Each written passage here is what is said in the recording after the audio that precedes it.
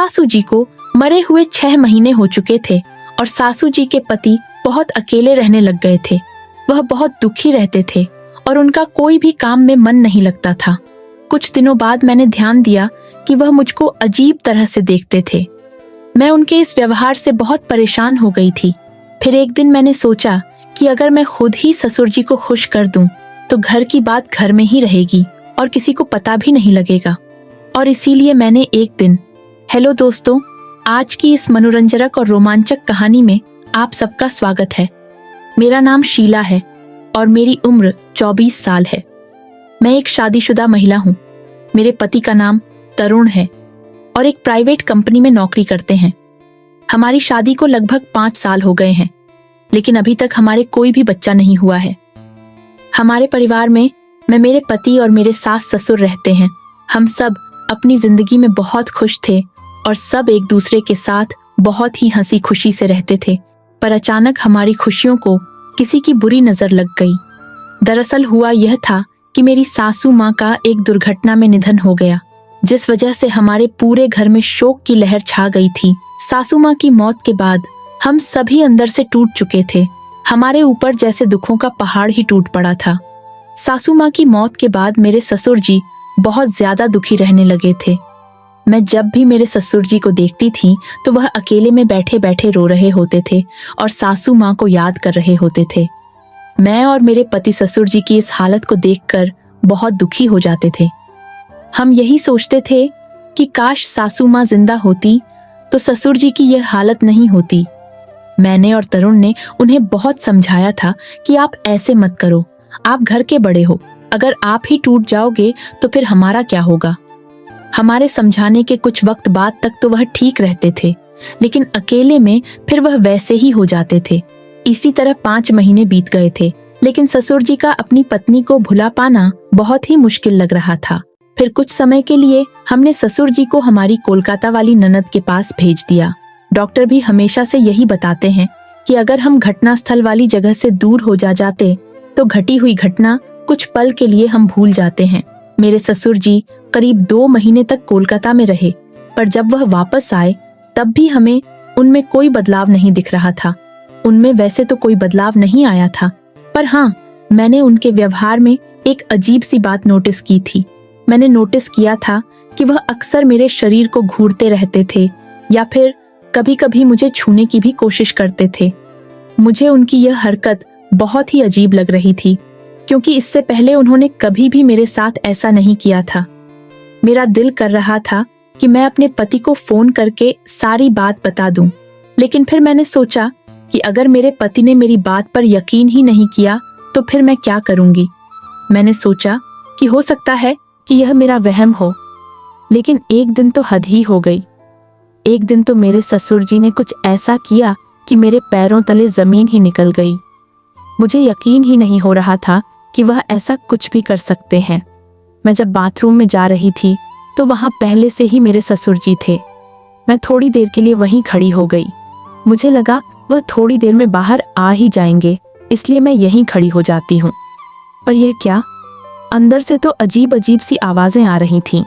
मैं सोच रही थी कि ससुर जी इतना टाइम से बाथरूम के अंदर क्या कर रहे हैं।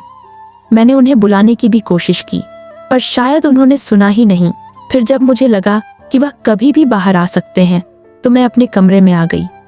पहले तो मेरे मन में ख्याल आया कि यह सारा मामला अपने पति को बता दूं, लेकिन फिर से मेरे दिमाग में यही आया कि अगर वह मेरी बात पर भरोसा ही नहीं करेंगे तो फिर मैं क्या करूंगी। यही सोचकर मैं रात भर जागती रही और मुझे नींद ही नहीं आई। मैं अंदर से बहुत परेशान थी, क्योंकि इतने दिनों से जो कुछ भी हो रहा था वह बहुत ही अजीब था। मेरे पति ने मुझे प्यार करने के लिए कहा, लेकिन मैंने कहा आज मेरा मूड नहीं है, और इतना कहकर मैं उनकी तरफ पीठ करके सो गई। मेरी सारी रात जागते हुए ही निकल गई और दूसरे दिन मेरे पति को शहर से बाहर किसी काम के लिए जाना था। वह 5 दिनों के लिए एक मीटिंग में जाने वाले थे। मैंने उनका बैग लगाया और उनका टिफिन भी तैयार कर दिया। थोड़ी देर बाद मेरे पति अपने काम के लिए निकल गए। अब घर पर मैं और ससुर जी अकेले ही थे। मैं तो डर से कांप रही थी। मेरा तो एक एक पल सदियों जैसा गुजर रहा था। मैंने पूरे दिन घर का काम किया और सारा काम निपटा के अपने कमरे में आ गई। पिछली रात को मुझे नींद नहीं आने के कारण अब नींद ने अपना घेरा डालना शुरू कर दिया था। नींद के मारे मेरी आंखें अपने आप बंद हो रही थीं। दिन के 4 बज रहे थे। मुझे पता ही नहीं चला कि कब मेरी आंखें बंद हो गईं और मैं गहरी नींद में चली गई। मैं वैसे तो साड़ी ही पहनती हूँ, लेकिन कुछ दिनों से ज्यादा गर्मी होने के कारण मैं सलवार कमीज ही पहन रही थी। मेरा पूरा शरीर पसीने से भीगा हुआ था और मैं अपने कमरे में आकर पंखे के नीचे लेटी हुई थी। करीब 1 घंटे बाद मैंने महसूस किया कि कोई मुझे अजीब तरह से हाथ लगा रहा है। पहले तो मुझे लगा कि शायद मैं सपना देख रही हूँ और सपने में मैं अपने पति के साथ हूँ, लेकिन फिर मैं एकदम से हड़बड़ाहट में उठी और अपने कपड़े ठीक करने लगी। मैंने देखा कि मेरे ससुर जी मेरे बगल में बैठे हुए हैं। मैं उन्हें देखकर चौंक गई। मैंने उनसे पूछा, क्या हुआ बाबूजी, आपको मुझसे कोई काम था? क्या ससुर जी बोले, बहू मेरा चाय पीने का मन कर रहा है। मैंने तुम्हें बहुत बार आवाजें लगाई पर शायद तुमने सुना ही नहीं, इसीलिए मैं खुद ही तुम्हारे कमरे में आ गया। यहाँ मैंने देखा कि तुम आराम से सोई हुई हो, तो मैंने सोचा कि सोई हुई बहू को क्यों उठाना, मैं खुद ही चाय बना लेता हूँ। पर इतने में तुम जाग गई। इन शब्दों में ससुर जी ने अपनी सफाई दी तो मैं झट से बेड से नीचे उतरी। मेरा दिल जोर जोर से धड़क रहा था। मैंने अपनी चुनरी अपने सिर पर लेकर कहा, बाबूजी आप अपने कमरे में जाइए, मैं वहीं पर चाय लेकर आती हूँ। मेरा इतना कहने भर से उनका दिल टूट गया था। फिर वह अपने कमरे में चले गए। करीब 15 मिनट बाद मैं उनके कमरे में 1 कप चाय लेकर गई। मैं उनके कमरे में गई तो मैंने अंदर जाकर देखा कि ससुर जी अपने कमरे में बैठकर रो रहे थे। मैंने पूछा, क्या हुआ बाबूजी, आप रो क्यों रहे हो, कोई दिक्कत है क्या? अगर आपकी तबीयत खराब हो तो मैं तुरंत डॉक्टर को फोन कर दूं। वो बोले, नहीं बहू ऐसा कुछ नहीं है, बस आज मुझे तेरी सासू माँ की बहुत याद आ रही है। मुझे आज उसकी बहुत कमी खल रही है। जब से वह चली गई है तब से मुझे समझ ही नहीं आता है कि मैं किससे अपने मन की बात कहूँ। मैं भी एक इंसान हूँ और मेरी भी कुछ ख्वाहिशें हैं। मेरा भी दिल करता है कि मैं अपने दिल की सारी बातें किसी से कहूँ। अब मैं बच्ची तो नहीं थी जो मैं उनके इशारे को ना समझूं। मैं समझ रही थी कि वह किस बारे में बात कर रहे हैं। फिर भी मैं उनके पास गई और मैंने उनसे कहा, बाबूजी आप चिंता मत कीजिए, सब ठीक हो जाएगा, और अगर आपको कोई बात करनी हुआ करे तो आप मुझसे कर लिया करो। मैंने इतना कहा ही था कि वह मुझे गले लगाकर रोने लगे। मुझे बहुत ही अजीब लग रहा था और मेरे मन में तरह तरह के ख्याल आ रहे थे, पर फिर भी मुझे उन पर बहुत दया आ रही थी। और ससुर जी की इतनी उम्र भी हो चुकी थी कि हम उनकी दोबारा शादी भी नहीं कर सकते थे। अगर हम उनकी दूसरी शादी कर भी देंगे तो हम किसी को मुंह दिखाने के लायक भी नहीं रहेंगे। हमें समाज से बर्खास्त कर दिया जाएगा।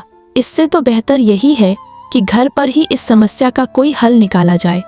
एक बार तो मेरे मन में आया कि अगर मैं ही ससुर जी को खुश कर दूं तो किसी को पता भी नहीं चलेगा और घर की बात घर में ही रहेगी। मैंने दिल पर पत्थर रखकर उनका न्योता मन ही मन कबूल कर लिया था। फिर मैंने उन्हें नहाने को कहा और उनके कपड़े वगैरह निकाल कर उनको दे दिए। थोड़ी देर बाद वह नहाकर वापस आ गए। उन्होंने बनियान और नीचे टॉवल धोती की तरह लपेटा हुआ था।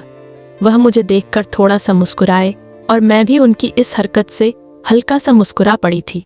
फिर अगले दिन जब मैं सुबह की चाय देने उनके कमरे में गया तो मैंने देखा कि वह शायद तौलिए को लपेट कर ही सो गए थे। मैंने हल्के से दरवाजे को धक्का दिया तो दरवाज़ा पहले से ही खुला हुआ था और ससुर जी बनियान पहनकर सो रहे थे।